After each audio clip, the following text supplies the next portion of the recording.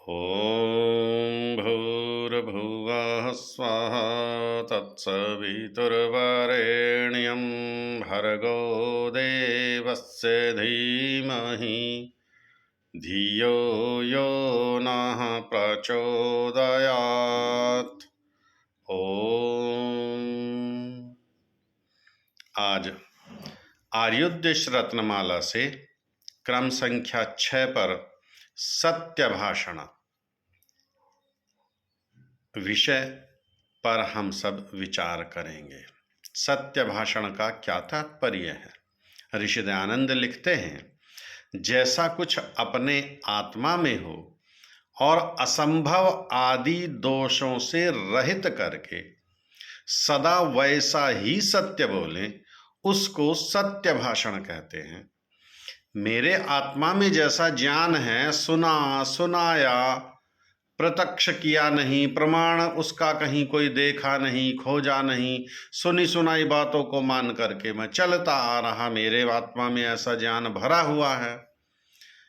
लेकिन अब उस पर विचार करें कि क्या यह संभव है? हमारे आत्मा में ज्ञान है कि शिव जी ने भस्मासुर को वरदान दे दिया कि जिसके भी सर पर हाथ रखोगे वही भस्म हो जाएगा। आत्मा में तो आ गया ये जान के, हाँ शिव जी ने वरदान दिया था भस्मासुर को। लेकिन ये तो असंभव सी बात है, क्योंकि इसमें बहुत सारे तर्क प्रमाण यदि हम लगा कर देखेंगे, क्या हाथ के स्पर्श करने से कोई भस्म हो सकता है? क्या शिव जी ने ऐसा वरदान दिया होगा? क्या शिव जी सर्वज्ञ नहीं थे? क्या शिव जी नहीं जानते थे कि यह भस्मासुर मेरे भी सर पर हाथ रख सकता है? यद्यपि एक काल्पनिक कहानी है, तो भी प्रमाण तो यहाँ, प्रत्यक्ष तो यहाँ, तर्क तो यहाँ, सब हम प्रयोग करके देखें, तब देखें मेरे आत्मा में जो ज्ञान है ये तो असंभव सी बातों से भरा हुआ है, इसलिए ये सत्य नहीं हो सकता, ये असत्य ही है। तो आत्मा में जो ज्ञान है उसकी हम परीक्षा कर लें प्रत्यक्ष आदि प्रमाणों से। शास्त्र इस विषय में क्या कहता है, वेद इस विषय में क्या कहता है, ऋषियों का मंतव्य इस विषय में क्या कहता है, तब उस बात को हम आगे बोलें। इसका नाम सत्य भाषण है। इसी सत्य भाषण को श्रद्धेयाचार्य श्री परमदेव मीमांसक जी ने व्याख्या करके और सरल शब्दों में समझाया है, उसे भी समझने का प्रयास करेंगे। जितना हमें ज्ञान है, जो कुछ भी कहीं से सुना हुआ, कहीं से पढ़ा हुआ, जो भी ज्ञान हमारे आत्मा में है, उसके अनुसार ही बोलना सत्य है। जितना मुझे पता है उतना ही बोलूंगा, इसका नाम सत्य है। किंतु उसे प्रमाण आदि से स्वयं भी विचार कर लें। जो आत्मा में है बोल तो मैं वही रहा हूं, ठीक है, लेकिन विचार तो कर लूं, क्या यह वेद के अनुकूल है? क्या यह शास्त्र के अनुकूल है? क्या यह ऋषियों के मंतव्य के अनुकूल है? कि यह असंभव आदि दोषों से युक्त ना हो, जैसे गधे के सिर पर सींग होना, आकाश के फूलों की वर्षा होना। आकाश में फूल होते ही नहीं, गधे के सींग होते ही नहीं, किसी के सर पर कोई हाथ रखेगा तो उससे उसका मृत्यु हो नहीं सकता। जैसे कि किसी ने बताया कि एक आदमी के सींग होते हैं, तो ज्ञान तो हमें हो गया, परंतु अब परीक्षा करें। आदमियों के सींग प्रत्यक्ष तो दिखते नहीं, अतः प्रत्यक्ष के अभाव में अनुमान नहीं, और अनुमान के अभाव में उपमान भी नहीं, यह केवल शब्द मात्र है। किसी ने हमें बता दिया कि वहां जब मैं जापान गया था पिछले वर्ष, और मैंने देखा वहां तो सब व्यक्तियों के सर पर सींग हैं। जापान में तो सींग होते हैं व्यक्ति के। अब सुन तो लिया हमने, ये हमारे आत्मा में आ गया, ज्ञान तो हो गया, जापान में तो आदमी के सींग होते हैं।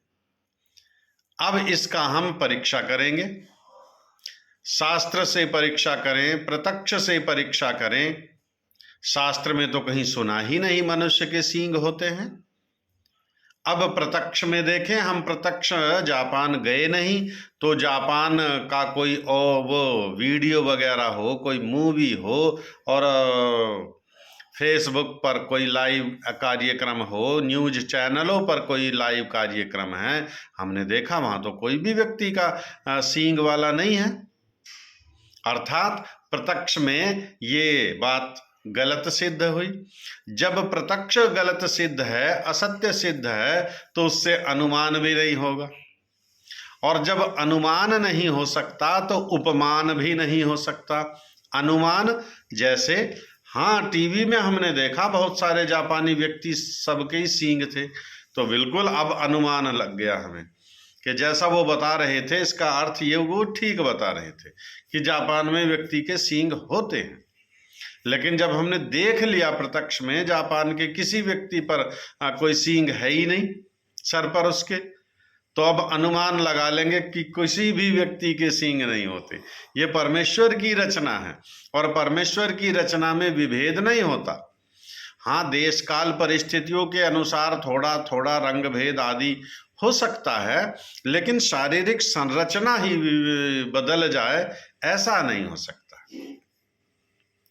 तो अनुमान से सिद्ध हुआ कि जापान में किसी व्यक्ति का कोई सींग नहीं होता।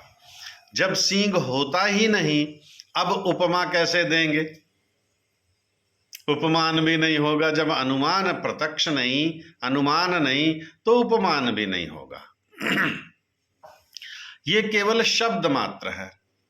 अब शब्द को देखेंगे कि शब्द किसका है, अतः विचारें कि यह शब्द आप्त का है अथवा अनाप्त का। दो प्रकार का आप्त व्यक्ति है जो सत्यवादी, सत्यमानी, सत्यकारी होता है, वह कभी झूठ नहीं बोलता, उसी का नाम आप्त है। अर्थात ऋषियों को ही आप्त कहते हैं। सांसारिक व्यक्ति किसी न किसी परिस्थिति में किसी लोभ के कारण, डर के कारण, भय के कारण, मोह के कारण, स्वार्थ के कारण वो बोल सकता है असत्य भाषण। लेकिन ऋषि तो ऋषि होते हैं, उन्हें किसी का कोई लालच नहीं, कोई मोह नहीं, कोई भय नहीं, वो असत्य भाषण नहीं करते। तो आप्त पुरुषों का यदि वचन है ये मानने योग्य है, ऋषियों का यदि कथन है वह मानने योग्य है, क्योंकि ऋषि कभी झूठ नहीं बोलते। और यदि अनाप्त का है,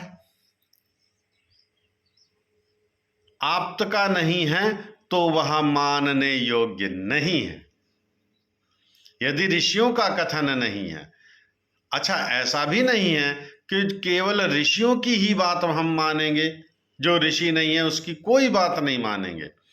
परीक्षा कर लेंगे ना, जो शास्त्र के अनुकूल है तो ठीक है, और शास्त्र के विरुद्ध है तब शास्त्र की मानी जाएगी, क्योंकि शास्त्र ऋषियों के लिखे हुए हैं, सामान्य व्यक्ति के लिखे हुए नहीं। और सबसे बड़ा आप्त पुरुष तो परमपिता परमात्मा, जिसकी वाणी वेद, अर्थात वेद का प्रमाण लेंगे। एतीय अर्थात आप्तों के लिखे प्रमाण में भी नहीं है। एतीय कहते हैं इतिहास को। इतिहास अर्थात जो हमारे से पूर्व आप्त पुरुषों ने लिखा हुआ है, उसमें भी ऐसा कहीं कोई प्रमाण नहीं आता कि प्राचीन काल में जापान में सींग होते थे, या वर्तमान काल में सींग होते हैं, या पूर्व की सृष्टि में सींग थे। ऐसा कहीं मनुष्य का कहीं कोई सींग होता हो तो वर्णन आया ही नहीं शास्त्रों में भी कहीं, इसलिए ये मानने योग्य नहीं हो सकता।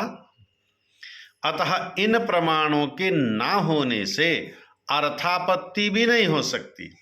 अर्थापत्ति अर्थात अर्थ के अनुसार, वाक्य के अनुसार हम अर्थ लगा लेते हैं। जैसे कहते हैं भाई, बच्चों को डांटते हैं माता पिता, तुमने तो घर सर पर उठा लिया। अब घर तो सर पर नहीं उठाया जाता, यहां अर्थापत्ति अर्थात बहुत अधिक शोर हो रहा है। इससे यह निर्णय किया कि यह असंभव नहीं है। अब सारा हमने तर्क देखे, प्रमाण देखे, ऋषियों के कथन देखे, शास्त्रों के प्रमाण देखे, प्रत्यक्ष देखा, अनुमान देखा, उपमान देखा, सारा अब इस निष्कर्ष पर पहुंचे कि ये सत्य भाषण नहीं है, मनुष्य के सींग नहीं होते,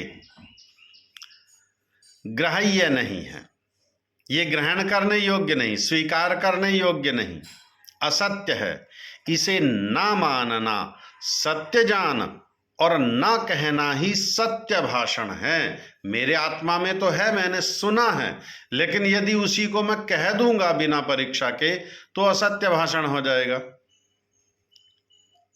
और यदि मैं इसको कहने से फिर बचूं, दूसरे को बताने से बचूं, मैंने परीक्षा करके देख लिया तो असत्य है, इसी का नाम सत्य भाषण है।